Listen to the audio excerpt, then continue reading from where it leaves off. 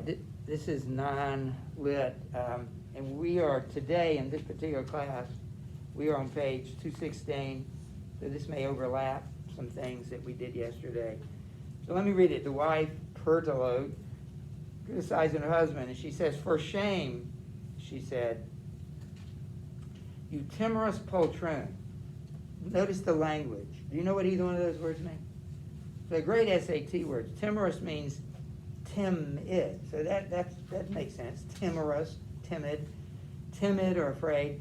Poltroon is a strong word for a coward. So she calls him a timid coward. You're not just a coward, but you're a timid coward at that. Alas, what cowardice! By God above, you forfeited my heart and lost my love. I cannot love a coward, come what may. For certainly whatever we may say, all women long, and oh that it might be, for husbands tough and dependable and free. Secret, discreet, no negard, no fool that boasts then will find his courage cool at every trifling thing.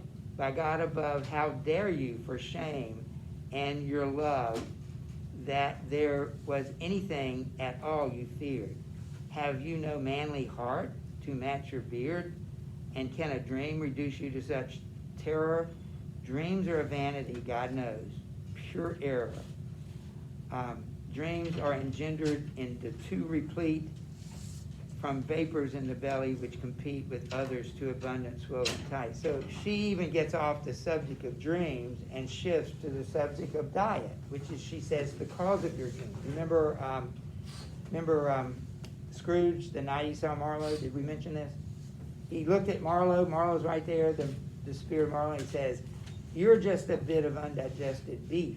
Even he recognized the idea that you're a figment of my imagination because I ate something that didn't sit well with me. Did you have a question? Oh, I was just gonna point out that like it's interesting how he said like God knows our pure error because like there's multiple times in the Bible where dreams are significant. Yeah. Like with Joseph and like when he dreamed that like all like the stalks of wheat were like bowing down to him, or when he told like the guys that were with him, like the wine taster and the baker about what their Yes. would be. And Daniel too. In fact, he'll mention both of those in a minute, Daniel and Joseph. I'll just read this part, and somebody can pick it up after that. No doubt, the redness in your dream tonight comes from the superfluity and force of the red color in your blood. Of course, that is what put a dreamer in the dread of crimson arrows, fire flaming red, of great red monsters making as to fight him, and big red whelps and little ones to bite him. Without making it too complicated, the medievals believed, that you were affected by, I think it's earth, wind, what are they all? They're air, fire. They're like 4 elements, basic elements that all life is composed of. And each one of us has a little bit of all 4 in us. And the red, and then it talks about the black. The red is the passion. The black is the melancholy. Anyway, just so the black and melancholy vapors will set a sleeper shrieking, cutting capers, and swearing that black bears and black bulls as well, or blackest fiends, are hailing him to hell. And there are other vapors that I know that on a sleeping man will work their woe, but I'll pass on as lightly as I can. Take Cato now, that was so wise a man. Did he not say, take no account of dreams? Now, sir, she said, on flying from these beams, for love of God, do take some laxative. Upon my soul, that's the advice to give for melancholy choler. Let me urge you, free yourself from vapors with a purge, that you may have no excuse to tarry by saying this town has no apothecary. I shall instruct you and prescribe herbs that will cure all vapors of that tribe, herbs from our very farmyard. You will find their natural property is to unbind and purge you well beneath and well above. Usually at this point, every year we have this conversation.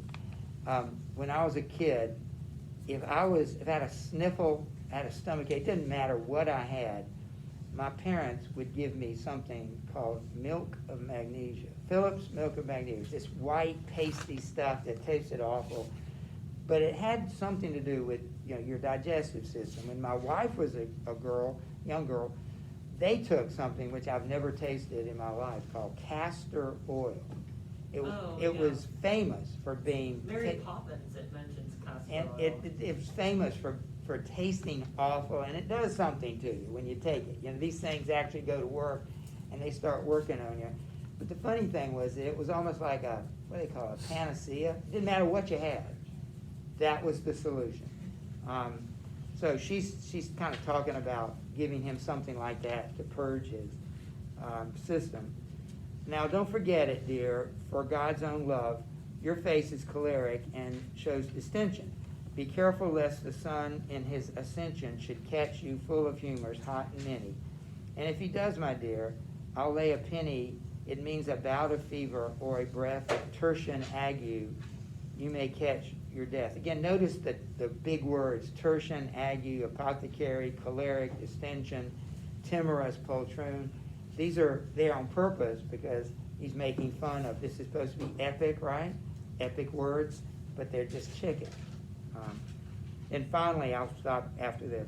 Worms for a day or two, I'll have to give as a digestive, then your laxative. Centaury, fumitory, caper spurge, and hellebore will make a splendid purge.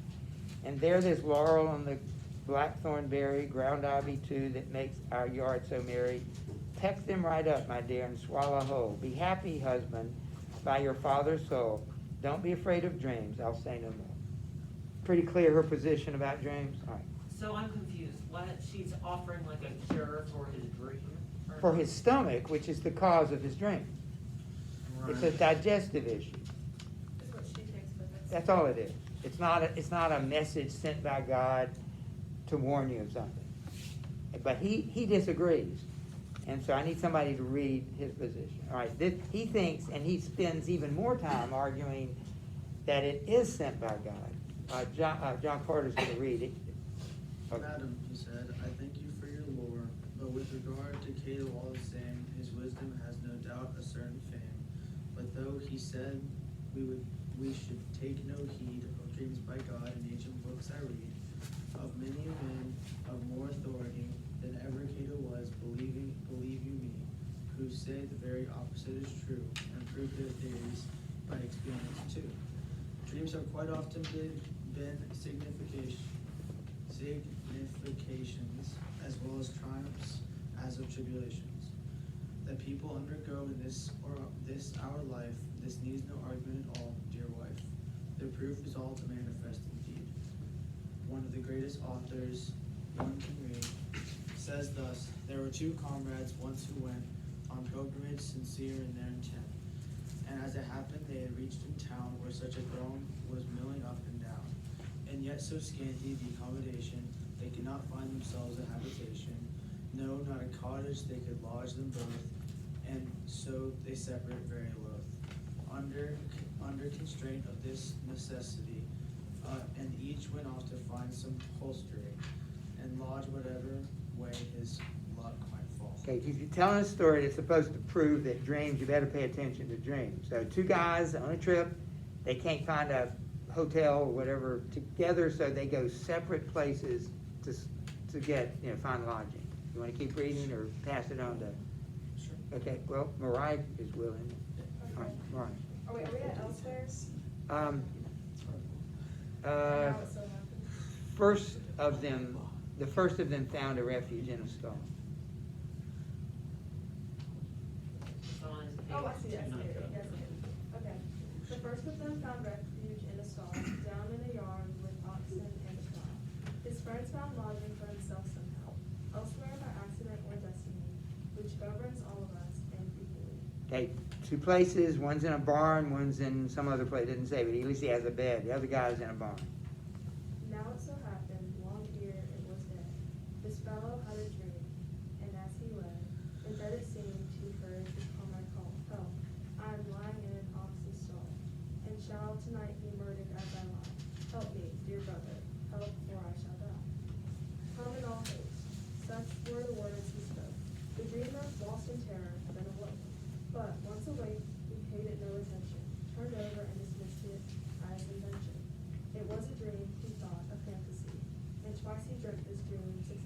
you understand what he dreamed? And he dreamed it twice, and he ignored it twice. Yet a third time his comrade came again, or seemed to come, and said, I have been slain. Look, look, my wounds are bleeding wide and deep. Rise early in the morning, break your sleep, and go to the west gate. You there shall see a cart all loaded up with dung, he said, and in that dung my body has been hidden. Boldly arrest that cart as you are bidden. It was my money that they killed me for. He told him there every detail, sign sore, and pitiful in feature, pale of hue. This dream, believe me, madam, turned out true. For in the dawn, as soon as it was light, he went to where his friend had spent the night. And when he came upon the cattle stall, he looked about him and began to call. The innkeeper appearing thereupon, quickly gave answer, Sir, your friend has gone. He left the town a little after dawn. The man began to feel suspicious, drawn by memories of his dream, the western gate, the dung cart. Off he went. He would not wait. Towards the western entry, there he found, seemingly on its way, some ground, a dung cart loaded on the very plan described so closely by the murdered man. So he began to shout courageously, For right and vengeance on the felony, my friend's been killed. There's been a foul attack. He's in that cart and gaping on his back. Fetch the authorities, get the sheriff down, whosever job it is to run the town. Help, my companion murdered, sent to glory. What need I add to finish off the story? People ran out and cast the cart to ground, and in the middle of the dung they found the murdered man. The corpse was fresh and new. O blessed God, thou art so just and true. Thus thou revealest murder. As we say, murder will out. We see it day by day. Murder's a foul, abominable treason, so loathsome to God's justice, to God's reason. We will not suffer its concealment. True. Things may lie hidden for a year or two, but still, murder will out. That's my conclusion. All the town officers in great confusion seized on the carter, and they gave him hell. And then they rapped the innkeeper as well. And both confessed, and then they took the rest, and there and then they hanged them by their necks. God. By this we see that dreams are to be dreaded, and in the self-same book I find embedded. Right in the very chapter after this, I'm not inventing, as I hope for bliss, the story of two men who started out to cross the sea for merchandise, no doubt. But as the winds were contrary, they waited. It was a pleasant town, I should have stated, merrily grouped about the haven side. A few days later, with the evening tide, the wind veered round so as to suit them best. They were delighted and they went to rest, meaning to sail next morning early. Well, one of them a miracle fulfilled. Thank you. So we're actually now in a second story about dreams. Let's go back to the first story. I'm just confused. Like, what is this involving? Animals or people? Okay, let's go back to that first dream. You had the two guys that went on pilgrimage. They couldn't find a place to sleep together, same place, so they went to two separate places. During the night, the guy that was in the bed had two dreams in which the other guy's friend was calling out, help me, they're going to kill me tonight. He ignores both of them because they're dreams.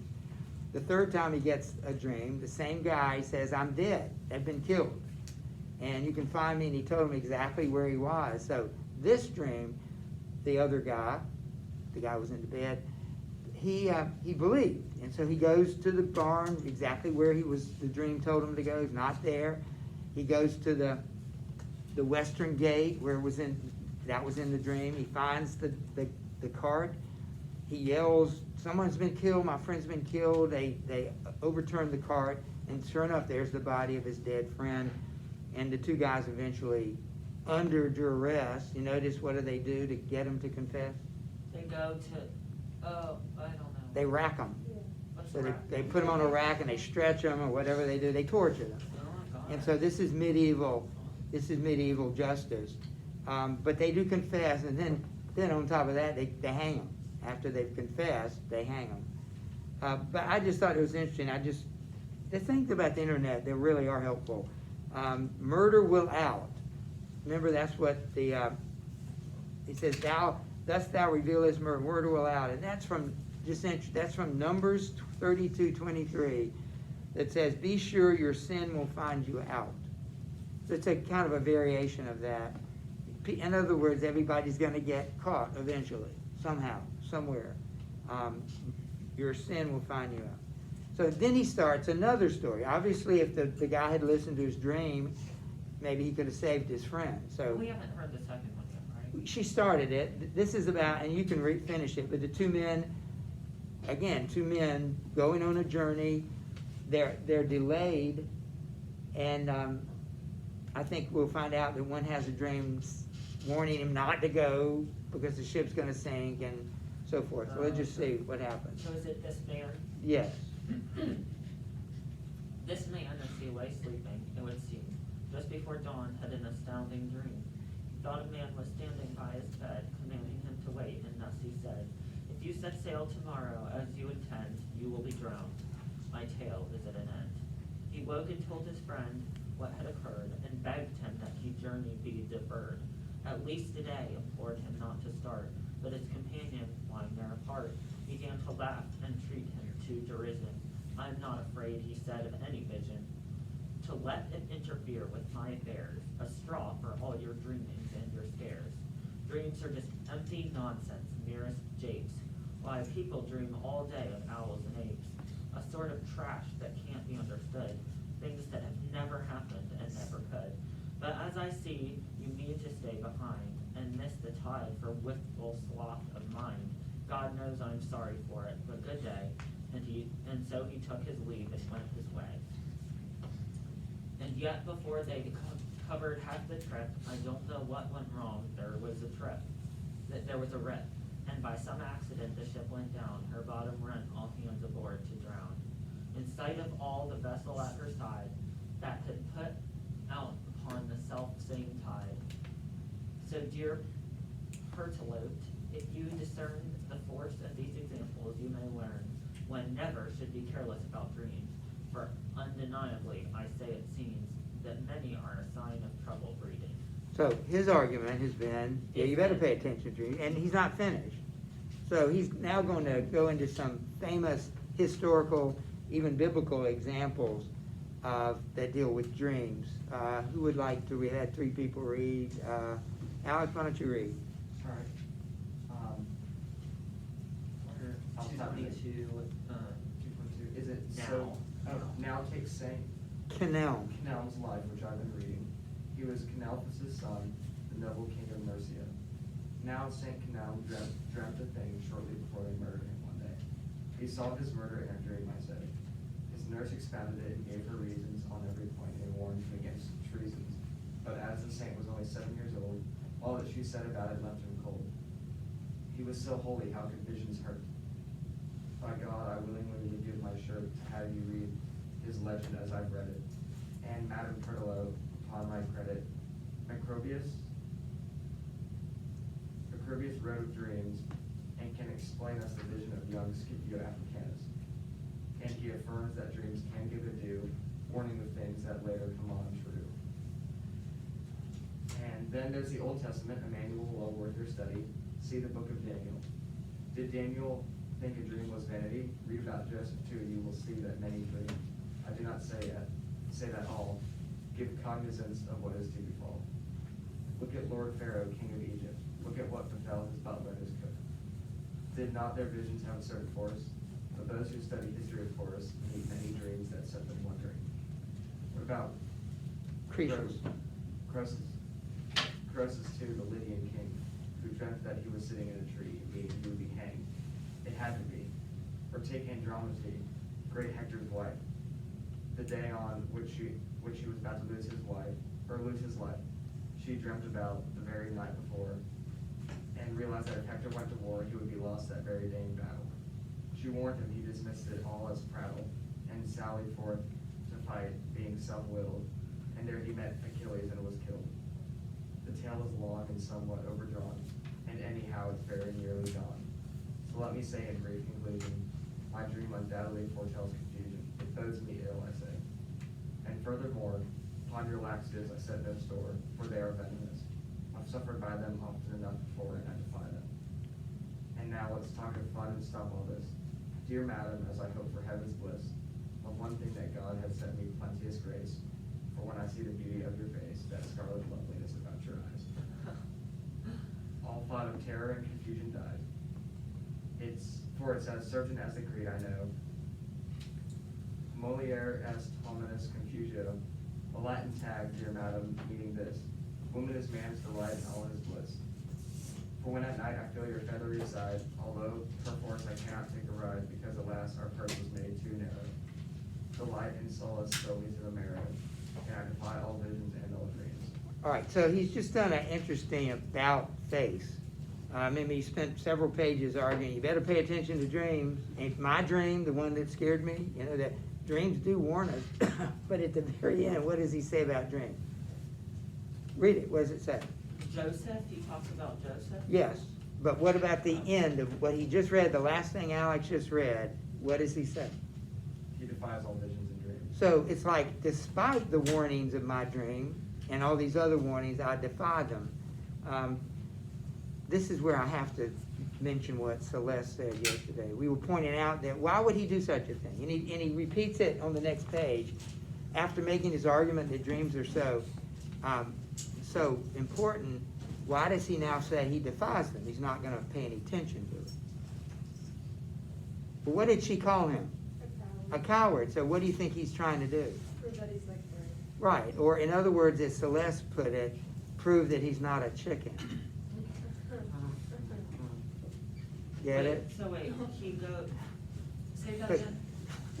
No, I got the Prove he's not a final chicken. repeat. I got that part. Say the part. That was the most important part. No, he's defying them because, but that literally, he doesn't want her to think he's a chicken. I mean, that's just our suggestion, but it makes sense that she called him a coward. No, I'm no coward. I'm not going to pay any attention. Even though he'd spent 3 pages saying, you better pay attention to me. Becca, would you read at this point? Now, this shows you this complete turnabout from being afraid and scared.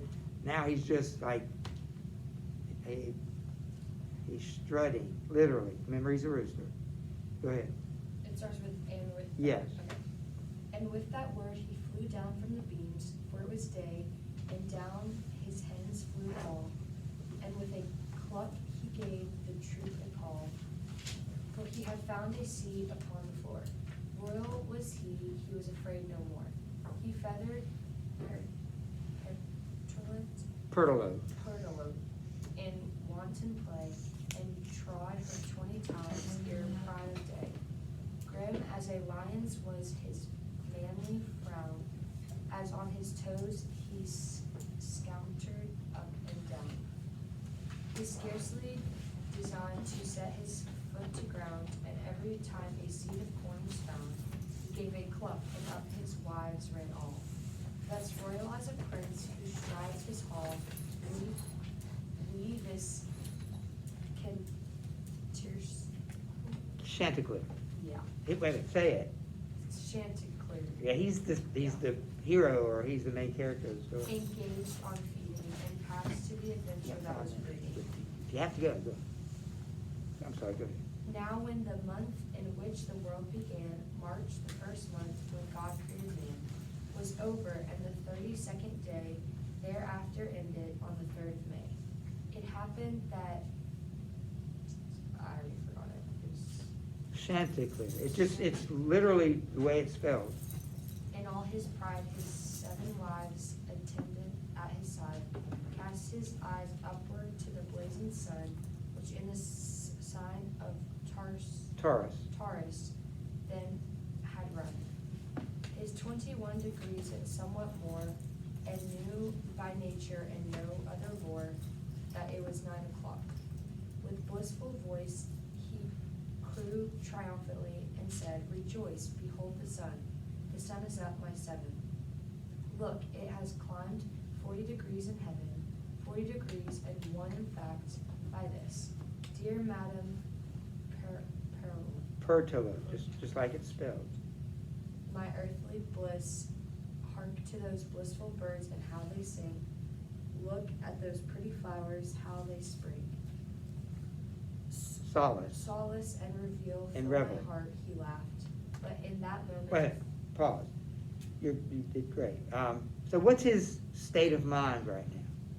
Had the dream, scared him, they had this debate, he said, I defy all dreams. Now what's his state of mind?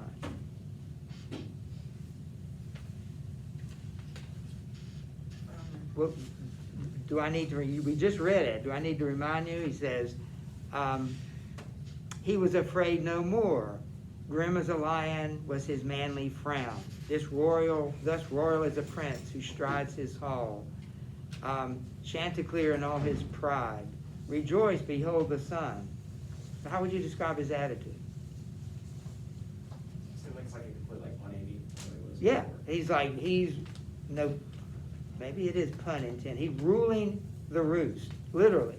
He's the head, he's the only rooster in town with all these hens. And so notice the last two words. What was read the last two words. What were the last two words of what she read? Solace and revel fill my heart. What did it say?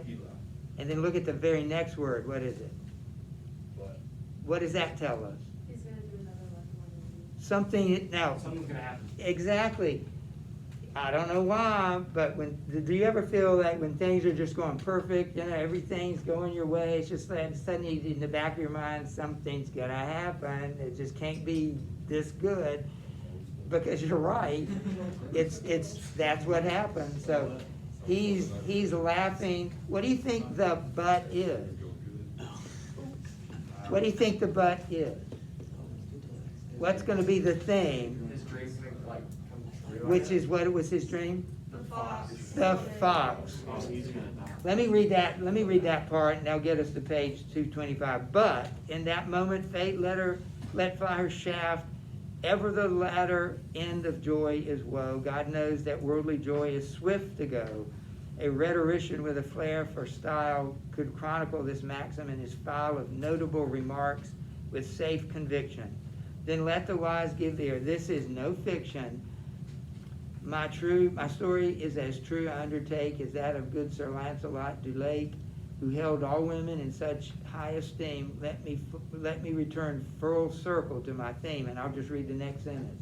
A cold-tipped fox of sly iniquity. And there's the picture, literally. And so we will pick this up tomorrow. And it has a really clever ending. This is a clever story. If you haven't been impressed so far. It's so clever, and Well- I love when you said at the beginning, you almost lose the fact that they're chickens. That's right. And it's so funny even how he like said that part where it was like looking into her like rosy eyes Yeah. or something, and like she's a chicken, so Yeah. she has like rosy feathers. So it's kind of making fun of us too, like, I know. trying to make us, he's kind of fool us as well. It's just funny.